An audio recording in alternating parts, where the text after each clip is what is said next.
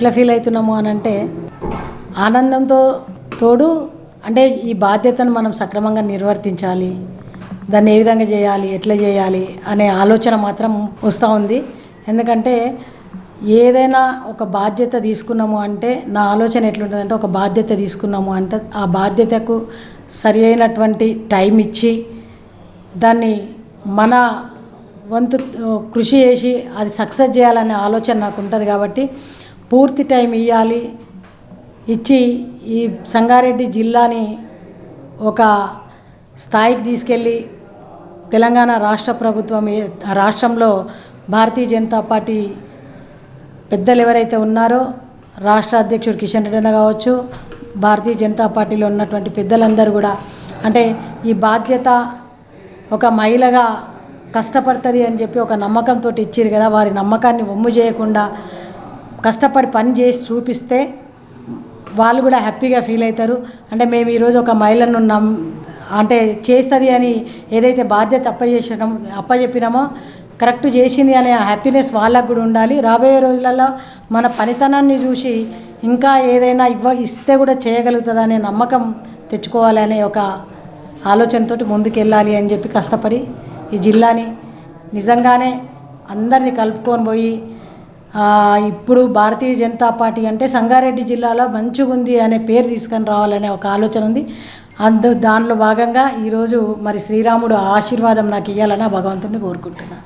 నేనేమంటున్నానంటే పాత కొత్త అని కాకుండా ప్రతి కార్యకర్తను కూడా కలుపుకొని పోతేనే పార్టీ ఎదుగుతుంది. మనము ఎంతమంది ఉన్నా కూడా రాజకీయం అనేది ఒక సైడు ఒక పెద్ద కుప్పు ఉన్నా ఒక సైడ్ చిన్న కుప్పు ఉన్నా అందులో నుంచి మనం లాక్కోవాలనే చూడాలి. కానీ మనకున్నారు సరిపోతుందిలే అని అనుకుంటే మనం దోషిట్లో నీళ్ళు పట్టుకొని వస్తుంటే ఎట్లయితారో అట్లయితారు. కాబట్టి అది కాకుండానే చూసుకోవాలి, అందరినీ కలుపుకొని పోవాలి. అందరిని కూడా అంటే భారతీయ జనతా పార్టీలో కొన్ని సంవత్సరాల నుంచి ఉన్న వాళ్ళు కూడా ఈరోజు సైలెంట్గా ఉన్నాం, మాకు అసలు ఏం తెలియకుండా ఉంది అనే వాళ్ళు కూడా చాలామంది ఉన్నారు.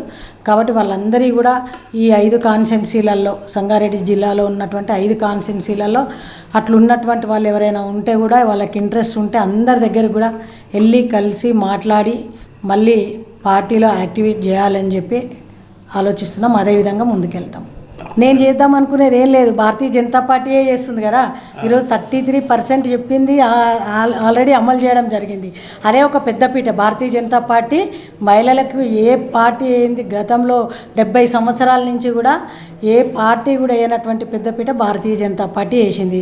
అందులో భాగంగా భారతీయ జనతా పార్టీ ఈరోజు ఎంతమంది ఉన్నా కూడా ఒక 33 జిల్లాలలో 3 జిల్లా ప్రెసిడెంట్లను మహిళల్ని చేసిందంటే అది భారతీయ జనతా పార్టీ ఆల్రెడీ చేసేసింది. నేను చేసేది ఏం లేదు. కాకపోతే జిల్లాలో ఉన్నటువంటి మహిళలను కూడా ఈరోజు కష్టపడి పని చేసే వాళ్ళని గుర్తించి చేసేవాళ్ళు ఉన్నారు. వాళ్ళని కూడా గుర్తించి వాళ్ళకు కూడా బాధ్యతలు ఇచ్చి పని చేయించుకొని భారతీయ జనతా పార్టీని పైకి తీసుకురావాలని ఆలోచిస్తున్నాం.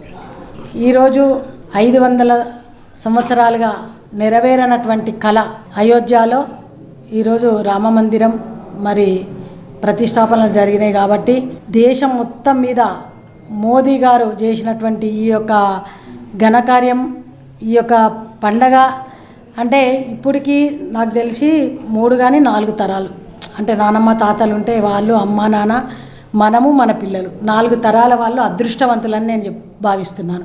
ఎందుకంటే ఈ అదృష్టము ఈ 4 తరాల వాళ్ళకే చెందింది. అందులో మనం ఉన్నందుకు నేను చాలా గర్వపడుతున్నాను. అందులో మా పిల్లలు ఉన్నందుకు కూడా గర్వపడుతున్నాను. రేపు ఎందుకంటే మా పిల్లలకు వాళ్ళకు కూడా చెప్పుకోవడానికి మేమున్నప్పుడు ఈ రామ మందిరం నిర్మాణంలో భాగంగా మేము చూసినాము అని చెప్పుకోవడానికి చరిత్రలో మిగిలిపోతుంది. కాబట్టి నేను కూడా అందుకనే ఈరోజు అధ్యక్షత పదవి తీసుకోవాలని చెప్పి మేము అప్పటికప్పుడు అనుకొని అంటే ఒక మంచి రోజు మంచి సమయం మించినా రాదు అని చెప్పి ఆలోచించుకొనే ఎవరు వచ్చినా రాకపోయినా ఏదేమైనా ఆ రాముడి ఆశీస్సులతోటి బాధ్యతలు స్వీకరించాలనుకున్నాను. ఆ కళ నెరవేరినందుకు చాలా సంతోషంగా ఉంది. ఈ సందర్భంగా కేంద్ర ప్రభుత్వంలో ఉన్నటువంటి మోదీ గారికి, రాష్ట్ర ప్రభుత్వంలో ఉన్నటువంటి పెద్దలందరికీ కూడా భారతీయ జనతా పార్టీ పెద్దలందరికీ కూడా పేరు పేరున ధన్యవాదాలు తెలియజేసుకుంటున్నాను. జనతా పార్టీ కేంద్ర ప్రభుత్వము ఎన్నో పథకాలు, ఉజ్వల పథకం ఉన్నది, ఇంకెన్నో పథకాలు, సంక్షేమ పథకాలు అమలు చేసినారు. అది ఇప్పుడు ప్రతి విలేజ్కి సెంట్రల్ గవర్నమెంట్ నుంచి ఒక వీడియో వ్యాన్ వచ్చి ప్రతి గ్రామాలలో సెంట్రల్ గవర్నమెంట్ నుంచి అధికారులు వచ్చి ప్రతి విలేజీ గ్రామస్తులందరికీ తెలియజేస్తున్నారు. అది అందరూ కాంగ్రెస్ వాళ్ళు కూడా వస్తున్నారు, వాళ్ళకు కూడా ఆ విషయం అర్థమవుతుంది. కేంద్ర ప్రభుత్వ పథకాలు ఎన్ని ఉన్నాయి, అసలు ఏవేమి మన గ్రామంలో అమలైనాయి అన్నది ఇప్పుడు వాళ్ళు అర్థం చేసుకుంటున్నారు. తర్వాత ఈ జిల్లాలో మేము కొత్తగా ఎన్నికైన గోదావరి అంజిరెడ్డి గారు మేము అందరం కలిసి ఈ ఘర్ వాపస్ అనేది ఒకటి నినాదం తీసుకొస్తున్నాము. ఈ సంగారెడ్డి జిల్లాలో బీజేపీ బలపడడానికి పాత వాళ్ళు కొందరు వెళ్ళిపోయిన వాళ్ళు ఉన్నారు, వాళ్ళు రావడానికి, ఇంకా వేరే పార్టీల నుంచి కూడా రావడానికి చాలామంది ఆశ చూపిస్తున్నారు. చాలామంది వచ్చి మమ్మల్ని సంప్రదించారు. మేము ఘర్ వాపస్ అనేది మేము చెప్పాము, ఆల్రెడీ వస్తున్నారు. ఇక్కడ పార్టీ చాలా బలిష్టంగా తయారవుతుంది. ఈ నెక్స్ట్ ఈ 2 మాకు పార్లమెంటు వస్తాయి సంగారెడ్డి జిల్లా కింద. జహీరాబాదు, మెదక్ 2 పార్లమెంట్లో మేము గెలిచి చూపిస్తాం. తర్వాత వచ్చే 5 అసెంబ్లీలలో కూడా ఇక్కడ అధికారంలోకి రావడానికి మా పూర్తి శాయశక్తుల ప్రయత్నం చేస్తాం. వికసిత సంకల్ప యాత్ర నేను ఇంతకుముందు వీడియో వేయాలని చెప్పింది అదే ప్రతి విలేజ్కి వెళ్తున్నది. ఆ విలేజ్ గ్రామస్తులను అడిగితే తెలుస్తుంది మీకు. అక్కడ ఏంటంటే ప్రతి 10 డిపార్ట్మెంట్ల నుంచి వస్తున్నారు. ఇది గ్యాస్కి సంబంధించిన వాళ్ళు, తర్వాత బ్యాంక్కి సంబంధించిన వాళ్ళు, సెంట్రల్ గవర్నమెంట్ నుంచి వచ్చి వాళ్ళు ఇప్పుడు ఏదైతే ఇవి కూడా ఉన్నది, ఇది ఆధార్ కార్డు, గ్యాస్ పథకము, ముద్రా లోన్లు, తర్వాత చిన్న చిన్న వీధి వ్యాపారులకు ఇచ్చే లోన్లు, అవన్నీ అప్పటిదప్పుడు సెంట్రల్ గవర్నమెంట్ ఎంప్లాయీ అప్లికేషన్ తీసుకొని శాంక్షన్ చేస్తున్నారు. ప్రజలందరూ ఆల్రెడీ ఆలోచన చేస్తున్నారు. రాష్ట్రంలో మొన్ననే ఎన్నికలు అయిపోయినాయి. ఈసారి మాత్రం కేంద్రంలో మళ్ళీ మోదీ గారే రావాలి. మేము ఆల్రెడీ ఓటర్లందరూ ముందే చెప్పారు.